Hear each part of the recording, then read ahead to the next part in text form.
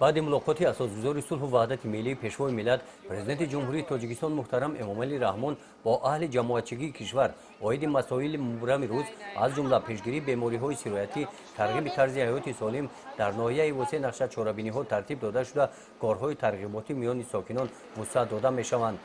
این جوانان اختیاریان بخش کار با جوانان و ورزش در یکجایی با کارمندان مرکز پیشگیری ویروس نارسایی مسمومیت آدم در ناحیه واسه روز 24 می در عکس پیشگیری بیماری‌های سرایتی اشتراک نموده در جای‌های سیر آدم بازارها عاید بیماری سرایتی ونمیو راه‌های پیشگیری آن با ساکنان صحبت گذرانیده بخشیده به این موضوع ورقه‌های اطلاعاتی ترغیباتی تقسیم نمودند.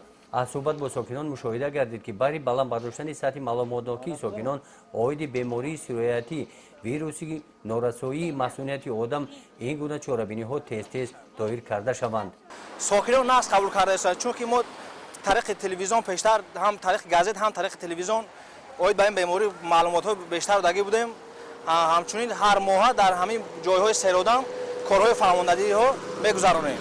در این روز نزد بازار نوری واسع نقلیات سیور تشخیصی لابراتوری ونمیو آمده چاره‌بینی سیور تشخیصی لابراتوری تستی ونمیو گذرانیده شد. از چنین امکانیت ساکنان استفاده نموده به طور رایگان از تشخیص گذشتند. موافق نقشه همه گونه چاره‌بینی‌ها در همه جماعت‌های دهات گذرانیده می‌شوند. گزارش خواجه نظریف خدای نظر زهروف از ناحیه واسع برای برنامه اطلاعاتی نوید.